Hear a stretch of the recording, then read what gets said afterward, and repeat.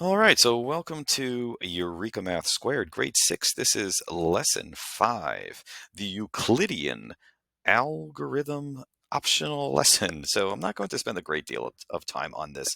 I don't think this is a method for finding greatest common factor, least common multiple. You'll ever use this. I certainly never did as a kid, but I do find it kind of interesting, so I decided to make a video on it, so I'll show you, but again, I'm not going to spend a lot of time on it. It seems to be a good method, I suppose, if the values are super hard, super long, big numbers, you're trying to find greatest common factors.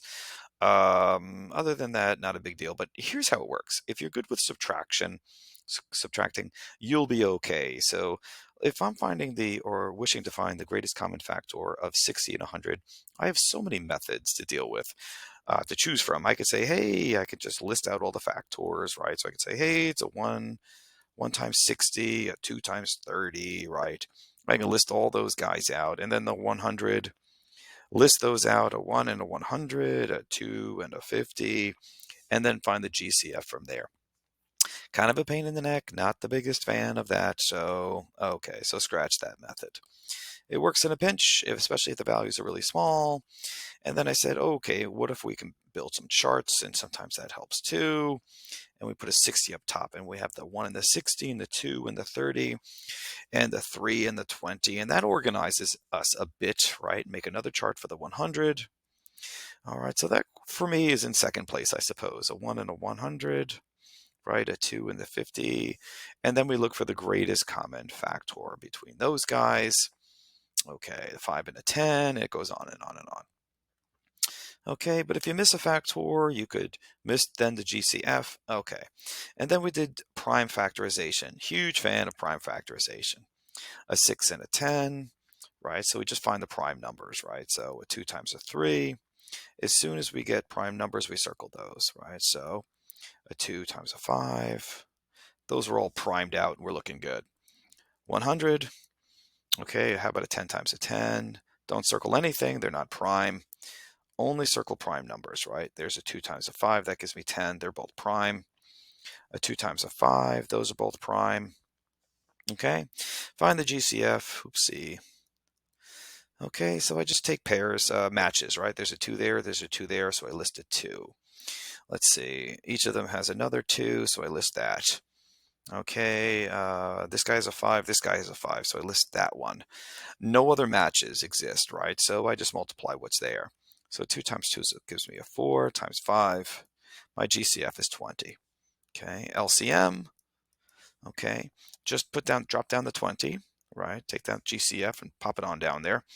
And then next to that, just take everything that I didn't list, all the circled values I did not list, and put them in that as a multiplication. So the 3 from this guy, the 5 from this guy, put it all in there. Okay, so, and then multiply.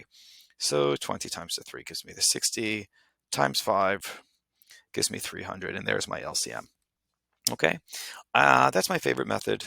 I think it's a great one. As long as you're good with your multiplication facts and you know what a prime number is, you're in great shape. All right, so here comes the Euclidean algorithm. If you're good with subtraction, you'll be fine. Okay, watch this. So what you do is you take the two values and you simply subtract them. Okay, so you take the 100, right, and we're going to subtract 60. Now I know I'm changing the order, but that's okay. It's going to work. Watch. And I get 40, right? So far, so good. Now here we go. This is when it gets a little bit interesting. Take the last two digits there, right? Those two guys, and you're going to want to subtract those. Right. So 60 and a 40, I need to subtract those. So I'm going to make another line. Just the last two digits, right? So forget the 100. The 100's gone now. So it's all about the 60 and the 40. And we're just going to subtract those. 60 times 40. And we get 20. And we're going to keep doing that. Just take the last two numbers, 40 and a 20, and I'm going to turn that into a subtraction problem. And I get another 20. So as soon as you get two numbers that are the same, that is your GCF. I know, right? Pretty cool, right? So GCF. Now, these are two numbers that work very well. Sometimes these subtraction algorithms just get so huge until you actually get a match. This one works great. So the GCF is 20. Okay, now how do you get the LCM from that? Now, here's what I like to do. I like to make two circles, right? And stick that GCF in the middle, right there, the little overlap. Okay. Then I'm going to take this guy here. I'm going to put him on the outside. I'm going to take the 100. I'm going to put him on the outside. Now, what I need is a value that you multiply to get that guy, right? So, in other words, 20. Just divide these two, right? So 20 goes into 63 times. Okay. And let's see, 20 goes into 105 times. There you go. Now you just take all these guys, everything inside, and you multiply them. And guess what? It matches these guys right over there, right? So a 20 times a 5 times a 3 gives you 300. And that is your LCM. Okay. And that's it. That's how it works. So like I said, I'm not going to spend a lot of time on this one. It does work. It's kind of cool. It's great because these numbers actually ended at 0, so it's fine for the subtraction. But if you have other numbers that are large, the subtraction problems become kind of, well, if you make a little mistake, you could be creating a long list of algorithms as you subtract. But that's how it works. It's kind of neat. Okay. And then you have to find, the factors on here and then multiply them all. Okay, so that's the Euclidean algorithm. If I cruise on down, if you want to do another one, all right, like these guys, page 64, this one could be a little bit interesting. So if I have a 544 and a 238, what I'm simply going to do is list those as a subtraction problem, right? So I need to actually subtract them now. So 544 and a 238. All right, I guess I'm spending more time than I wanted to. Here we go. So that's a 6, right? So that's a 6, that's a 0, that's a 3. So I get 306. Okay. Now I need to take these two numbers and subtract them. So I have 306 minus a 238. So over on the side, another subtraction problem. 238. Now again, if you make any mistake in the subtraction, this all goes kablooey. Okay, but you won't even know it. You're going to have to keep on going. So there's a 9, there's a 6, 7, 8. So there's an 8 there, there's a 6 there. Okay, so it gives me 68. Now, hopefully I'm subtracting the right way. Take these two numbers and subtract them. So I need a 238 minus a 68. Again, you have to keep on going to 238, 68. That's a 0, right? That carries over there. I mean, borrow there. There's a 4, 5, 6, 7, and a 1. Gives me 170. Okay. All right. Again, take those last two numbers, a 170 minus a 68, and we're going to subtract those. Oh my gosh. 170, a 68. There you go. There's a 6, right? There's a 2, a 0, a 1. A 102. We're not done yet. Take those two, a 102 minus a 68, and turn that into a subtraction problem. 68. Let's see those. There's a 9. That's a 4. That's a 3. Okay, so I get a 34. All right, we'll take those guys here. And I think this is going to now work finally. There we go. A 68 minus a 34 gives me a 34. And now I am done. They match. So my GCF equals 34. Whew. Oh my gosh, that was a little bit of a workout. Now for my LCM. So take my two circles, put my 34 inside, right? Put my GCF inside. And I have my 544. It's a terrible 5. So 544. And my other number is 238, right? 238. And now I actually have to divide because I need those factors. So I need 34 into 544 over there, and I need 34 into 238 over there.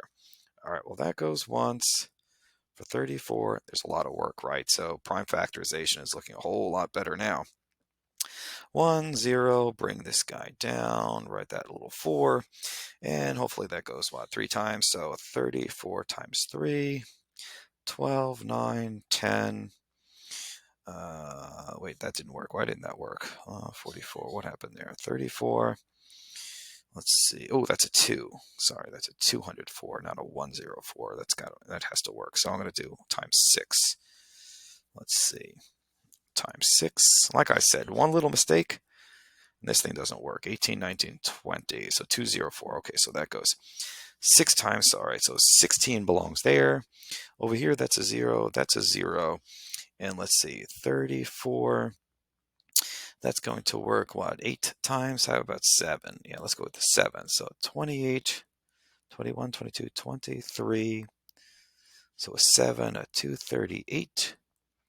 That's a 0, so that's going to go 7 times. Now for my LCM, I need to take all 3 of these guys and multiply them. That's right, folks. So in no particular order, I'm going to take the 34 and multiply it by 16, right? There's a lot of work in this. So 18, 19, 20. Okay, so that's done, that's done, that's done.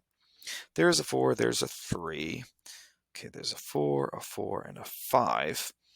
Okay, so I have 544. Those are done, right? I multiplied those two, and I just have to do the 7 times my 7. So that's a 28, 28, 29, 30. And then 35, 36, 37, 38. Whew. And there we go. There's my LCM. Good grief. All right, so this particular method is great for, I mean, really crazy numbers that you're trying to find a GCF and an LCM for. But it works.